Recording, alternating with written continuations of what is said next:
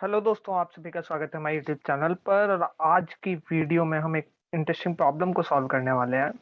उस प्रॉब्लम को स्टार्ट करने से पहले आप सभी को इस साल की लख लख बधाइयाँ।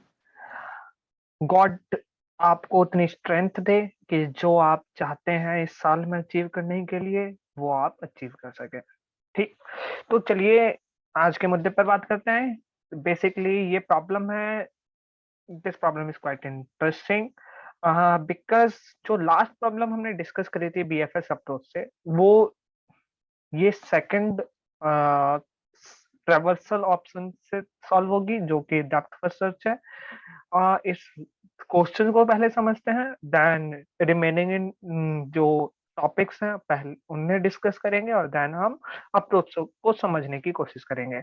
और आज मैंने कोड नहीं करा है, तो मैं आज मोस्ट प्रोबेबली आपको वीडियो के एंड में कोड करके दिखाऊंगा। तो चलिए स्टार्ट करते हैं। ठीक, तो भाई हमारे पास क्या दे रखा है, हमें फाइंड आउट करना है maximum difference between node and ancestor. I hope node और एंसेस्टर पता होगा, नहीं पता है तो बता देता हूँ कि जो कोई भी ट्री है वो नोड से मिलकर बनती है। नोड्स के बीच के कनेक्शन से एक ट्री फॉर्म होता है। तो ये जितने भी नोड्स जो आपको सर्कल्स दिखाई दे रहे हैं वो सभी नोड्स हैं। अब एंसेस्टर क्या है, किसी भी नोड के अपर लेवल पर जो कनेक्टेड डायरेक्टली और इनडायरेक्टली कनेक्टेड नोड्स जो हैं वो क्या है, आपके उस पर्टिकुलर नोड के लिए एंसेस्टर है। जैसे यदि मैं सिक्स फोर की बात करूं तो फोर के लिए सिक्स एंसेस्टर है, सेवन के लिए सिक्स एंसेस्टर है, थ्री एंसेस्टर है, एट एंसेस्टर है। ऐसे सिक्स की बात करूं तो सिक्स के लिए थ्री एंसेस्टर है, एट एंसेस्टर है। जो भी नोड्स इस लेवल से इसके अपर लेवल पर इनडायरेक्टली या डायरेक्टली कनेक्टेड है। ठीक है, अब इसमें जो 10, 14 और 13, यदि मैं सिक्स इस सब ट्री की बात करूं, यदि आप देख पा रहे हो तो इस सब ट्री की बात करूं यदि, और इस सब ट्री की बात करूं, तो एक नोड जो किसी भी सब ट्री में है वो दूसरे सब ट्री का अनसेस्टर नहीं हो सकता है। ये हमें क्लियरली पहले ही समझना होगा। ठीक है, ये एक मेजर पॉइंट है जो नॉर्मली पता है, लेकिन फिर भी मैं रिमाइंड कर रहा हूं कि यदि सिक्स है या इस ट्री में का कोई भी नोड आप पिक करो, वो उसका इंसेस्टर दूसरे सब ट्री में नहीं हो सकता है। ठीक है, तो ये एक कॉमन बात थी जो आपको बतानी जरूरी थी। ओके, तो अब स्टार्ट करते हैं, डिस्कस करते हैं कि किस तरीके से हम सोच सकते हैं इस प्रॉब्लम को सॉल्व करने के लिए। तो हमें minimum absolute difference find out करना है, maximum absolute difference find out करना है। और वो कब फाइंड आउट होगा किसी भी नोड एंसेस्टर के बीच में, जब ये हम ये फिगर आउट कर पाए कि भाई या तो नोड या एंसेस्टर, उन दोनों में एक मिनिमम हो सबसे और एक मैक्सिमम हो सबसे। अब मिनिमम मैक्सिमम में किस सेंस में बोल रहा हूँ वो एक बार देखते हैं। तो क्या ये कॉपी हो सकता है और क्या ये हम यहाँ पेस्ट कर सकते हैं? हाँ, पेस्ट का ऑप्शन आई डोंट थिंक आता है। आता है तो बढ़िया ही बढ़िया है। आ गया, थैंक गॉड। ओके, तो देखिए यदि मैं इस पर्टिकुलर लेवल की बात करूं, इस पर्टिकुलर लेवल की बात करूं, okay, oh sorry, not level, इस पर्टिकुलर नोड की बात करूं, जब हम एक नोड की बात कर रहे होते हैं तो उस नोड के लिए मिनिमम भी वही नोड है और मैक्सिमम भी वही नोड है, राइट? अब सिक्स है यदि, तो सिक्स के लिए मिनिमम और मैक्सिमम क्या है? सिक्स के लिए मिनिमम जो है आपका नोड, जो अब सिक्स के चाइल्ड्स हैं या सिक्स को इंक्लूड करके जो मिनिमम वैल्यू है सिक्स नोड तक, वो फोर है और मैक्सिमम सेवन है। तो क्या इन दोनों के बीच का डिफरेंस हम कैलकुलेट कर सकते हैं? नहीं। क्यों? क्योंकि फोर और सेवन दो अलग अलग सब ट्री के नोड्स हैं और ये एंसेस्टर्स नहीं है। ओके, तो इन दोनों के बीच का कैलकुलेशन यदि हम करते भी हैं तो it is not worthful for us, so इसे हम जाने दे सकते हैं। ओके, वॉर्थफुल क्या है? जब हम देखें इस, यदि मैं 8 की बात करूं और 1 की बात करूं, okay, 8 is ancestor of 1, we know, और 8 और 1 के बीच का जब डिफरेंस देखते हैं हम, तो इट्स 7, ओके। यदि ये 7 है, अब और कोई हम नोड पिक करने की कोशिश करते हैं जो मिनिमम और मैक्सिमम है। इसमें यदि हम मिनिमम देखें तो हमारा 10 है, और इसमें मैक्सिमम देखें तो 14 है। और जब 10 और 14 के बीच का हम, ओ सॉरी, मिनिमम हमारा 8 है, 8 को इंक्लूड करके, और 14 मैक्सिमम है, और ये 6 है इन दोनों के बीच का डिफरेंस। अब एक डाउट नॉर्मली आ सकता है जब मैं इस प्रॉब्लम को सॉल्व कर रहा था कि क्या हर बार एंसेस्टर 8 होना जरूरी है, कोई रूट नोड होना जरूरी है? No, it's not the thing. यदि आप इसके दूसरे एग्जाम्पल को चेक करेंगे, जो इन्होंने बहुत प्यारा सा एग्जाम्पल ले रखा है, और इससे यदि आप क्लियरली देखेंगे तो आप फिगर आउट कर पाएंगे कि ऐसा नहीं है। यदि मैं यहाँ देखूं, इस प्रॉब्लम के लिए देखूं, तो इस प्रॉब्लम को देखेंगे तो आपका मिनिमम वैल्यू 0 है, राइट, और मैक्सिमम वैल्यू 3 है। मिनिमम और maximum 0 is the ancestor for 3। Then हम यदि इनका कैलकुलेशन करें तो ये 3 आता है, ठीक है। और यदि आप देखेंगे तो ऐसा कोई एंसेस्टर और नोड का कॉम्बिनेशन हमारे पास है ही नहीं जिनके बीच का डिफरेंस 3 आ सके, ओके। तो 3 is the correct answer है, and in the same way we have 7 is the correct answer for that. Now हमें सोचना है कि किस तरीके से हमें इस पर्टिकुलर प्रॉब्लम को अप्रोच करना है, राइट। अब अप्रोच करने के लिए सोचिए, थोड़ा सा ध्यान लगाइए, मुझे एक मिनिमम चाहिए और एक मैक्सिमम चाहिए, और वो दोनों एक सब ट्री से बिलोंग कर रहे हो। 3 बात, मिनिमम चाहिए, मैक्सिमम चाहिए, और दोनों एक सब ट्री से बिलोंग कर रहे हो, उसकी वैल्यू चाहिए, राइट। अब यदि मैं इसकी बात करूं, हर एक नोड पे यदि हम हर एक लेफ्ट सब ट्री और राइट सब ट्री के लिए मैं मैक्सिमम फाइंड आउट कर लूं और मिनिमम फाइंड आउट कर लूं उस सब ट्री का, सेम वे मैं मैक्सिमम फाइंड आउट कर लूं और मिनिमम फाइंड आउट कर लूं उस सब ट्री का, तो एक मैं सबसे सिंपल एग्जांपल लेता हूं, उसके बाद इस पेज पर वापस आते हैं, ओके। मैं एक सिंपल सा 3 नोड लेता हूं, 6, 4 और 7 का एग्जांपल लेते हैं, ओके। आई डोंट नो कि कौन सा है, ठीक। तो मैं क्या चेक करना चालू करता हूँ कि भाई 6 राइट ये है, तो इसका जो लेफ्ट सब ट्री है उससे मिनिमम मैक्सिमम फाइंड आउट कर लो। अब मिनिमम मैक्सिमम फाइंड आउट कर लो तो हमारा मिनिमम इस नोड के लिए 4 होगा, और मैक्सिमम भी 4 ही होने वाला है, राइट। तो मिनिमम मैक्सिमम फाइंड आउट कर लिया। इन द सेम वे हम यदि यहाँ से मिनिमम मैक्सिमम फाइंड आउट करें तो ये भी 7 7 होने वाला है, ठीक। अब मिनिमम मैक्सिमम हमारा आ गया, ठीक। अब यदि मैं 6 के लिए फाइंड आउट करता हूँ, ठीक है, 6 के लिए मैं फाइंड आउट करता हूँ, तो 6 के लिए मैं क्या फाइंड आउट करूंगा? मिनिमम मैक्सिमम के बीच का डिफरेंस। क्या ये वर्क करेगा? यदि देखते हैं तो मिनिमम 4 है और मैक्सिमम 7 है, तो मिनिमम मैक्सिमम मतलब मैक्सिमम माइनस 7 मिनिमम कर सकते हैं, राइट। मैक्सिमम माइनस मिनिमम कर सकते हैं क्या? नहीं, राइट, नहीं कर सकते हम। तो हमें क्या करना होगा? हम किस तरीके से फाइंड आउट कर सकते हैं? तो हम फाइंड आउट करते हैं कि भाई 6 के लिए लेफ्ट मिनिमम, मतलब 6 के लिए ओवरऑल मिनिमम क्या है। सॉरी, लाइट चली गई है। तो 6 के लिए हम मिनिमम फाइंड आउट करते हैं और मैक्सिमम फाइंड आउट करते हैं। तो मिनिमम और मैक्सिमम कैसे फाइंड आउट करेंगे? हमारे पास लेफ्ट मिनिमम है, राइट मिनिमम है, हमारे पास लेफ्ट मैक्सिमम है, राइट मैक्सिमम है। तो हम किस तरीके से लेफ्ट मतलब इस 6 वाले रोड के लिए मिनिमम फाइंड आउट करें?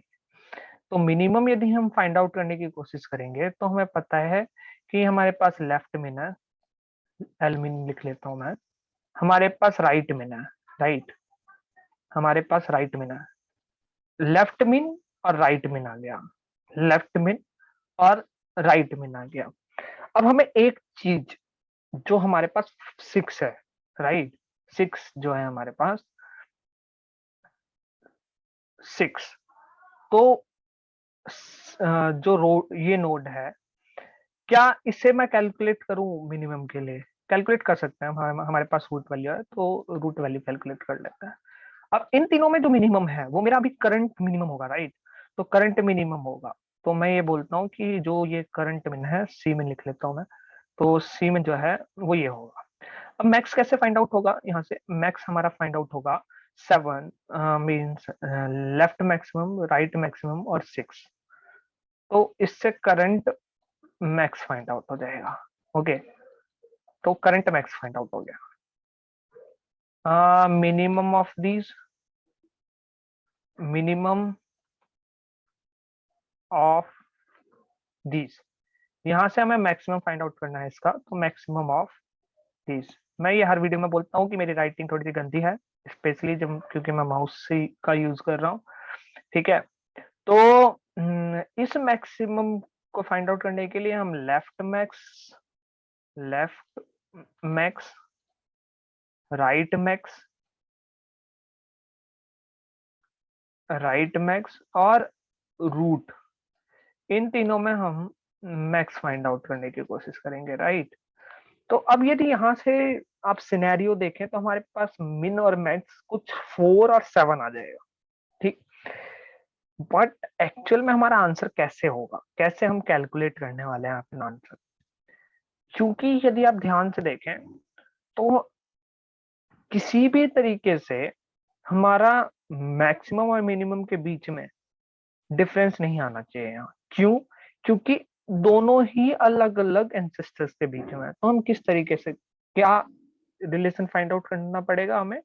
हमें रूट को यहाँ इन्वॉल्व करना पड़ेगा कि क्या रूट से, अब इस केस में मतलब रूट से जो वैल्यू है वो है छोटी, या रूट से मैक्स वाली वैल्यू छोटी है, ठीक है? मींस इस वाले इन दोनों के बीच का डिफरेंस या इन दोनों के बीच का डिफरेंस छोटा है या बड़ा है, ठीक है? तो फाइनल आंसर यदि हम देखें, फाइनल आंसर कुछ इस तरीके से कैलकुलेट होगा कि हम मैक्स देखना चाहते हैं, करेक्ट? हम मैक्स देखना चाहते हैं। मैक्स किस किस के बीच में देखना चाहते हैं? तो मैक्स आप मानिए कि हमारे पास एक आंसर है कुछ, ठीक है? ये आंसर हम मैं मान के चलता हूँ, मैंने इनिशियलाइज कर रखा है 0 से। अब एक आंसर है, आंसर, और जो करंट वैल्यू है वो हमारी मिनिमम से बड़ी है पक्का। तो करंट वैल्यू मींस, अभी मैं रूट लिख देता हूं इसे just for easiness, root minus C min, ठीक है? तो करंट वैल्यू और मिनिमम वैल्यू के बीच का डिफरेंस, या करंट मैक्स और रूट के बीच का डिफरेंस, ठीक? रूट के बीच का डिफरेंस।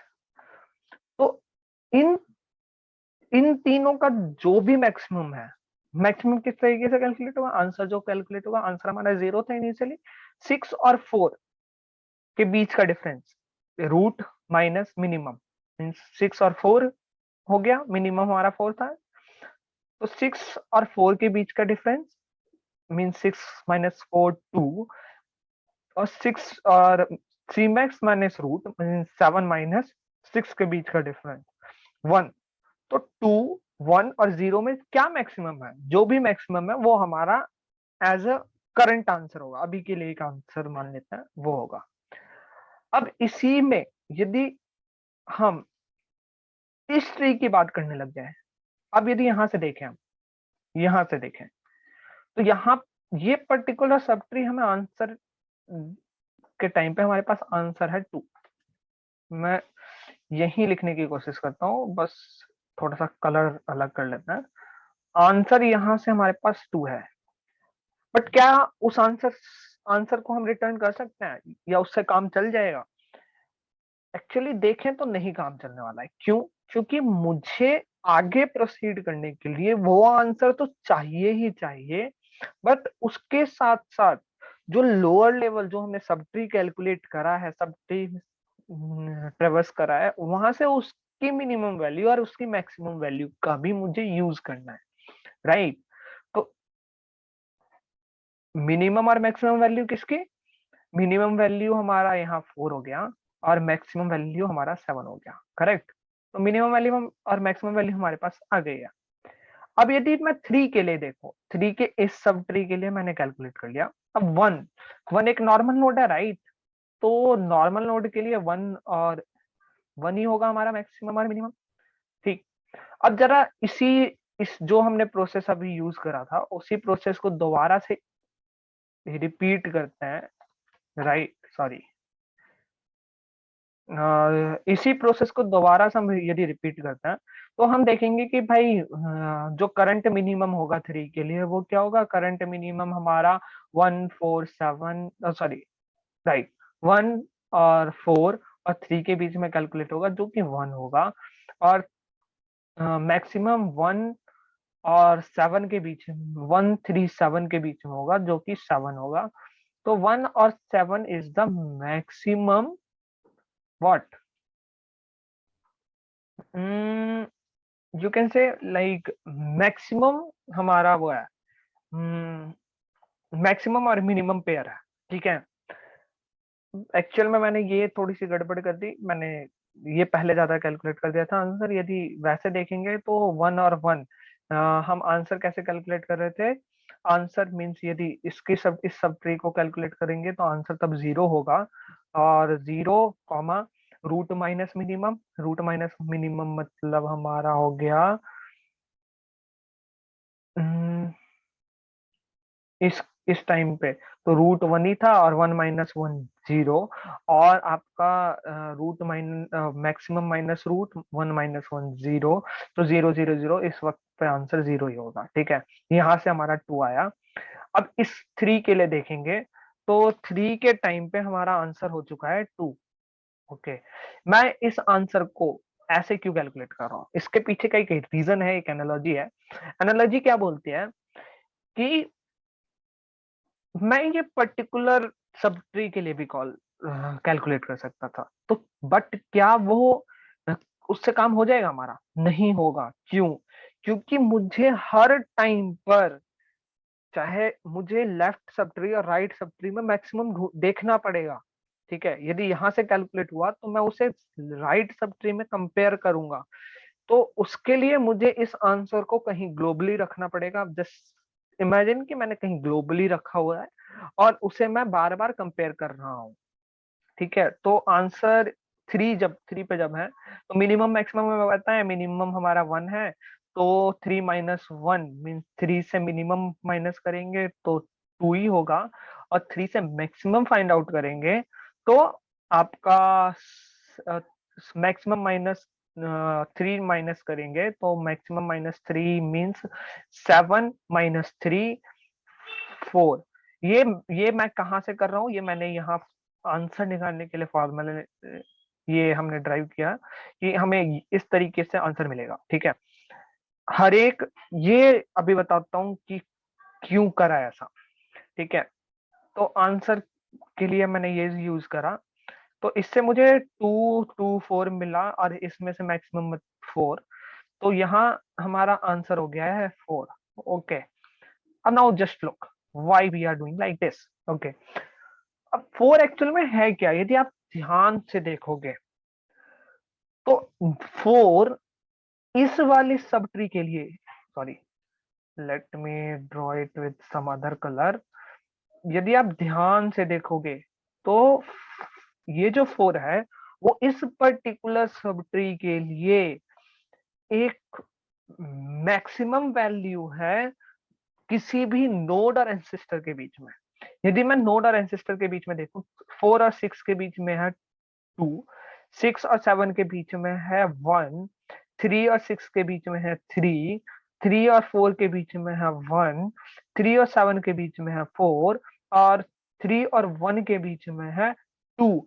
तो आप देखेंगे कि 3 और 7 के बीच का डिफरेंस जो है, वो हमारा इस पर्टिकुलर सब ट्री के लिए minimum, sorry, maximum absolute difference है, right? maximum absolute difference between node and ancestor। In the same way जब मैं इधर कैलकुलेट करूंगा इस पर्टिकुलर उस पे, तो मैं यहां से कैलकुलेट करूंगा, यहाँ 13 में मिनिमम होगा, मैक्सिमम होगा। ठीक, 13, अब 13 मिनिमम मैक्सिमम होगा, तो हमारा आंसर पहले से ही 4 है। तो 4 के लिए यहाँ चेक करेंगे, तो यहाँ एक्चुअल में नोड से मिनिमम माइनस करोगे या मैक्सिमम माइनस करोगे तो 0 आ जाएगा, और 0 और 4 के बीच में हमारा 14 सॉरी 4 मैक्सिमम होगा, तो यहाँ भी 4 ही होगा। अब 14 के लिए चेक करेंगे, तो 14 के केस में हमारा मिनिमम तो 13 होगा, और मैक्सिमम यहाँ कैसे कैलकुलेट होगा, जब मैक्सिमम कैलकुलेट कर रहे होंगे तो यहाँ 13 मीन्स लेफ्ट मीन हमारे पास है, राइट मीन हमारे पास नहीं है, तो राइट मीन हम फाइंड आउट ही नहीं करेंगे। राइट में नहीं है तो हमें कुछ मिल रहा होगा। जस्ट इमेजिन कि मैंने मिनिमम वैल्यू रिटर्न कर रखी है, इंटीजर की मिनिमम वैल्यू रिटर्न कर रखी है। जब ऐसा केस है कि हमारे पास या तो लेफ्ट है या राइट है, तो मैं यहाँ लिख और देता हूँ कि यहाँ just just a boundary case हमारा क्या है कि जब हमारा रूट ही किसी सब्टी के लिए फाइंड आउट कर रहे हैं और रूट इज नल, यदि रूट नल है तो हम उस केस में क्या करें, हमारा मैक्सिमम मिनिमम वैल्यू में इंट मैक्स रिटर्न कर दें। ठीक है, इंट मैक्स रिटर्न कर दें, और मैक्सिमम वैल्यू के लिए इंट मिन रिटर्न कर दें।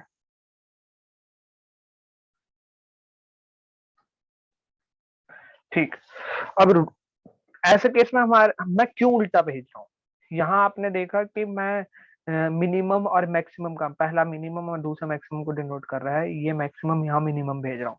इसका रीजन क्या है, इसका रीजन ये है कि in this case, suppose in this case if I try to figure out, हमारे पास मिनिमम वैल्यू है 13 है, यहाँ से मिनिमम यदि कुछ भी आता है, यहाँ मैं कोई मैक्सिमम वैल्यू भेज देता हूँ, मान लो 999 समथिंग इंट के मैक्सिमम वैल्यू है कुछ, ठीक है, 2 to the power 31 शायद होती है, -1, 2 to the power 31 -1 होती है, हाँ, वो भेजता हूँ। और 14 हमारा रूट नोड है, उन तीनों के बीच का कंपैरिजन यहाँ जैसे मैंने कहा हुआ है मिनिमम निकालने के लिए, लेफ्ट में हमारे पास है 13, राइट में नहीं है, तो राइट में हम इंट मैक्स भेज रहे हैं और रूट हमारा कुछ वैल्यू है।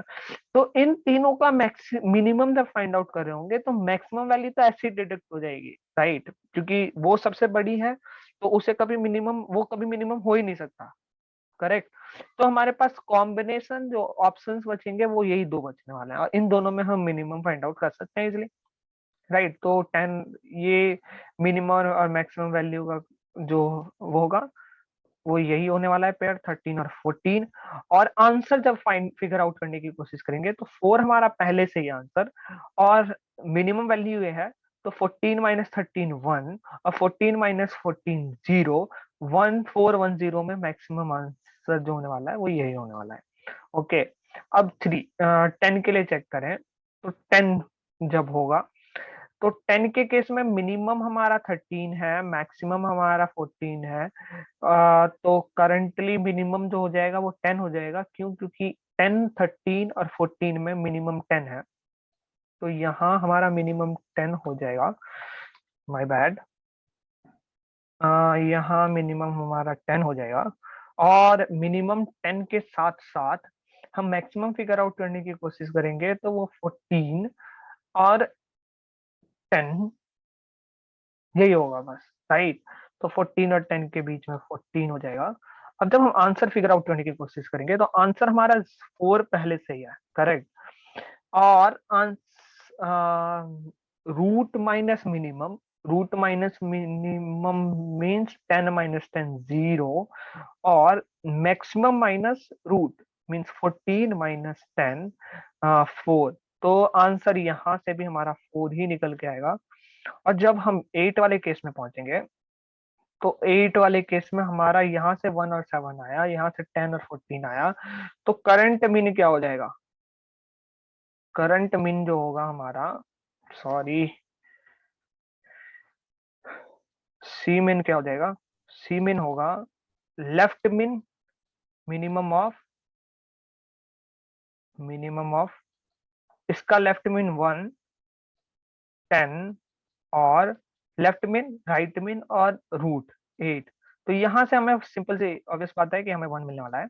और सी मैक्स जब हम फिगर आउट करने की कोशिश करेंगे, तो सी मैक्स से हमें क्या मिलेगा? हमें मिलने वाला है max of what? Max of 7 और आपका 14 और 8, 7, 14 और 8, राइट?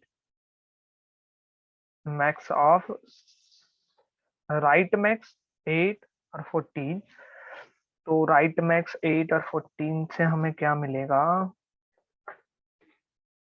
राइट मैक्स 8 और 14, ठीक है, हमें ऑब्वियस सी बात है 40 मिल जाएगा यहाँ से। ठीक। अब जब हम आंसर कैलकुलेट करेंगे तो इसके लिए कोई जगह नहीं बची है, मुझे थोड़ा सा स्पेस इरेज करना पड़ेगा यहाँ। तो स्पेस थोड़ा सा माइनस ही कर लेते हैं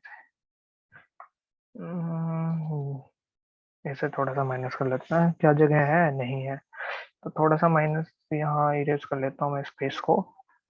ठीक। तो जब हम फाइनल आंसर फिगर आउट कर रहे होंगे, तो आंसर में हमें मैक्सिमम वैल्यू फाइंड आउट करनी है, राइट? तो जब मैक्सिमम वैल्यू फाइंड आउट करनी है, तो मैक्सिमम वैल्यू फाइंड आउट करने के लिए हमारा आंसर आंसर जो कि अभी 4 ही है। अब करंट माइनस मिन मीन्स रूट माइनस मिन 8 माइनस 1 7 और मैक्सिमम माइनस रूट जो कि 14 माइनस 8 6 है। जब इसका मैक्सिमम हम देखेंगे तो हमारा आंसर आएगा 7। ओके। और यही फाइनल आंसर जो प्रोसेस्ड आंसर है वो हमारा 7 है। क्यों? क्योंकि हम देखें यदि तो 8 और 1 वाला जो ये पर्टिकुलर वो जो है जिसमें 8 एक एंसेस्टर है और 1 एक नोड है, वो एक मैक्सिमम हमें एब्सोल्यूट डिफरेंस दे रहा है, राइट? मैक्सिमम एब्सोल्यूट डिफरेंस दे रहा है। तो इस तरीके से हमारा ओवरऑल एनालॉजी है इस प्रॉब्लम को सॉल्व करने के लिए। ये हो सकता है कि हमारा पहले बार में ये लॉजिक क्रैक ना हो, लेकिन कुछ चीजें आराम से हम सोच सकते हैं कि इस प्रॉब्लम में डीएफएससी यूज होना है। हम डेप्थ जा रहे हैं क्योंकि हमें हर एक सब ट्री को पहले एक्सप्लोर करना पड़ेगा।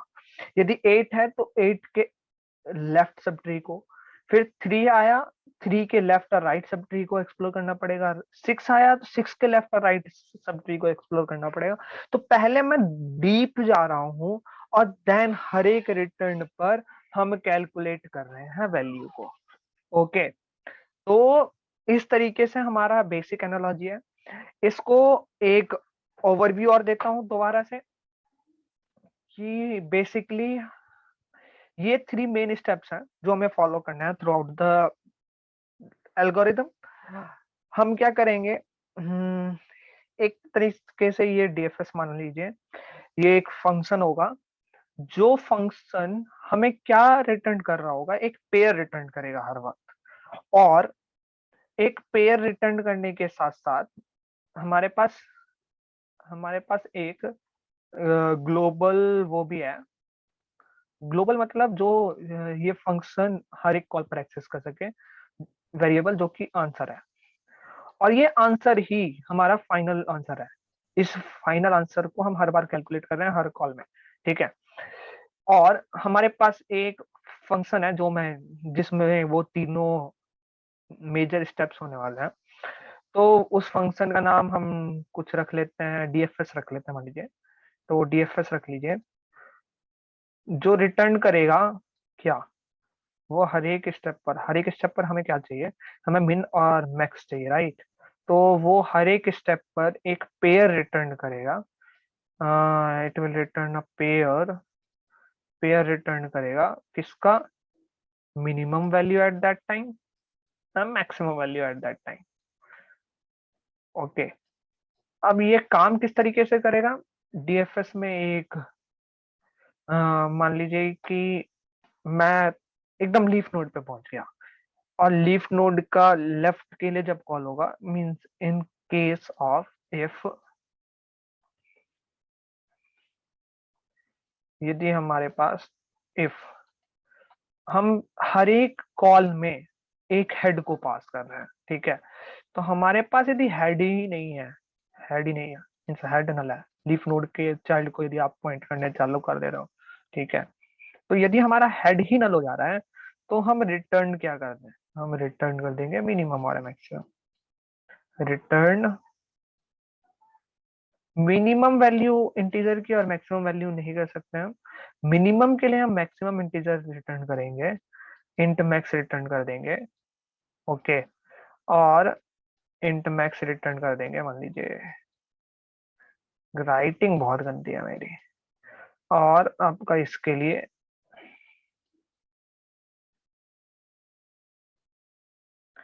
कोई नहीं, वीडियो आप फैलाइए, कंटेंट हम सुधारते हैं, ठीक है। तो मिनिमम और मैक्सिमम, मतलब मिनिमम के लिए मैक्सिमम वैल्यू और मैक्सिमम के लिए मिनिमम वैल्यू हम थ्रॉट कर रहे हैं, ठीक। अब हम क्या फाइंड आउट करने की कोशिश करेंगे, हम कॉल डीएफएस को कॉल करेंगे दोबारा, किसके लिए, left sub tree, left sub tree के लिए कॉल कर रहे हैं आप, ठीक है, डीएफएस के लिए। और वो सब ट्री रिटर्न क्या कर रहे हैं, एलमिन और एलमैक्स, ठीक। मीन्स लेफ्ट मिन लेफ्ट मैक्स रिटर्न कर रहे हैं वो। इन द सेम वे हम राइट मिन राइट मैक्स फाइंड आउट करेंगे, राइट मिन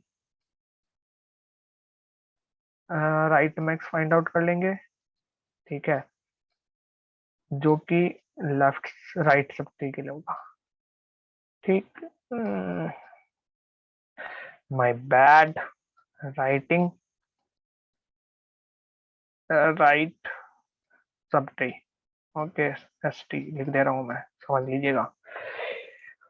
और इसके बाद हमें कुछ नहीं करना है, इसके बाद ये 3 स्टेप्स हमें मेजरली फाइंड आउट करना है और वहां रिटर्न कर देना है।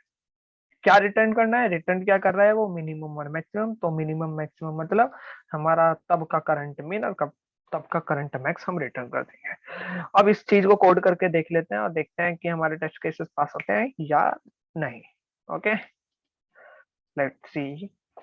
मैं एक एक्स्ट्रा फंक्शन राइट करने वाला हूँ, डीएफएस जिसका नाम है, मान लीजिए, ठीक है, डीएफएस नाम है। और डीएफएस में मैं पास करूंगा, आपका रूट को पास करूंगा, ठीक है।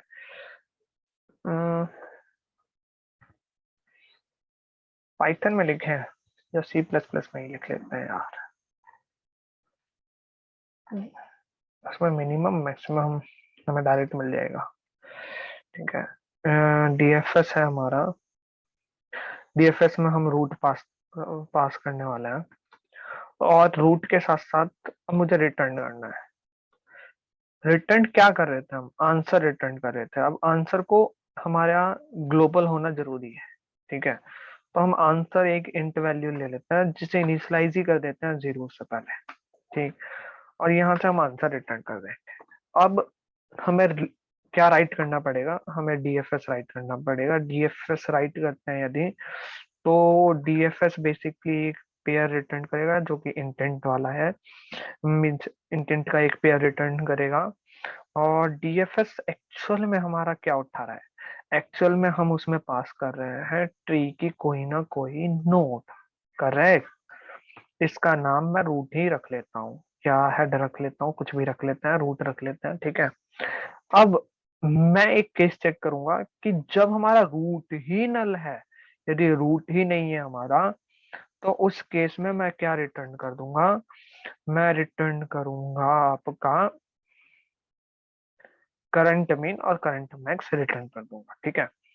तो current current mean current max return नहीं होगा हमारा, इंट मैक्स रिटर्न होगा, कॉमा इंट मिन रिटर्न होगा, ओके। इंट मिन और इंट मैक्स रिटर्न कर दिया। अब अगला काम क्या है, अगला काम जैसा कि डीएफएस करता है वो लेफ्ट सब ट्री पे जाएगा, राइट सब ट्री पे जाएगा। तो लेफ्ट सब ट्री और राइट सब ट्री के भी डीएफएस मींस हम वो रिटर्न करने वाले हैं पेयर। तो पेयर को हम इसी तरीके से डिस्ट्रक्चर कर लेते हैं, या आप मान लीजिए कि असाइन कर रहा हूं मैं इन वैल्यूज में, और ऑटो बेसिकली ऑटोमेटिकली वो रिटर्न टाइप असाइन कर देगा। ठीक, अब मुझे क्या करना है, मुझे डीएफएस कॉल करना है किसके लिए, रूट के रूट के राइट के लिए, सॉरी लेफ्ट के लिए। ओके, रूट के लेफ्ट के लिए हमें करना है। इन द सेम वे हमें राइट सब ट्री के लिए भी कॉल करना पड़ेगा। राइट मिन और राइट मैक्स हमें इससे मिल जाएंगे हर एक ट्री के लिए। ठीक, हर एक ट्री के लिए राइट और लेफ्ट मिल गए। अब हमारा काम क्या था, देख लेते हैं एक बार दोबारा। सॉरी, हमारा काम था, हमें एक मिनिमम वैल्यू चाहिए थी करंट मिन जो होगी, और एक मैक्सिमम वैल्यू चाहिए थी जो कि ये है, और फिर हम बेसिकली फिगर आउट कर रहे थे। ठीक, तो अब हमारा करंट मिन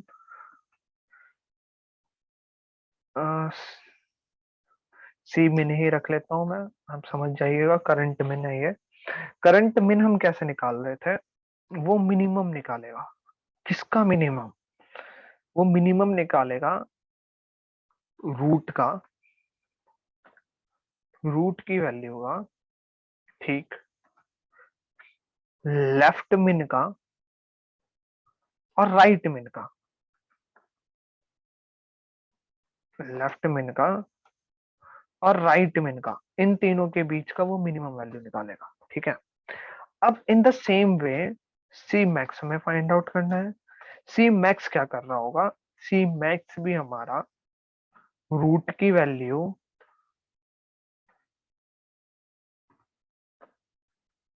और लेफ्ट मैक्स और आपका राइट मैक्स, ओके, इन तीनों के बीच में मैक्सिमम वैल्यू फाइंड आउट कर रहा होगा। ठीक है, तो अब हमारे करंट मैक्स करंट मिन मिल गया। अब हम आंसर कैलकुलेट करेंगे, राइट।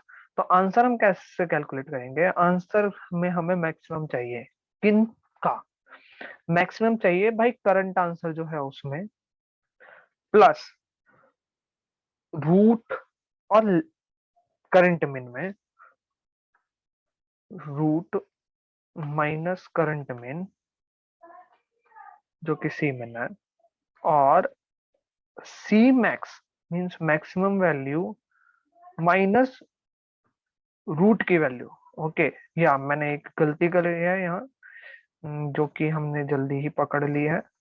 ओके, रूट की वैल्यू, वैसे बार बार रूट की वैल्यू ऐसे लिखना है, इससे बेहतर था कि हम इसे असाइन कर लेते किसी एक नॉर्मल इंटीजर में। ठीक है, कोई नहीं, ऐसे भी काम चल जाएगा। तो इससे हमें आंसर मिल गया। अब आंसर मिलने के बाद हमें एक्चुअल में इससे रिटर्न क्या करना है, इससे हमें रिटर्न करना है हर बार सी मिन और सी मैक्स का पेयर। करेक्ट, तो ओवरऑल यही था क्वेश्चन। मैं जरा इस वीडियो को साइड कर लेता हूँ, स्लाइड डाउन कर लेता हूँ, सॉरी स्लाइड कर लेता हूँ, और हम एक बार रन करके देखते हैं क्या आता है। ओके, यहाँ तो पास हो गया है, क्या ये टेस्ट केस पास होगा, ये टेस्ट केस पास होता है नहीं होता है, देखते हैं।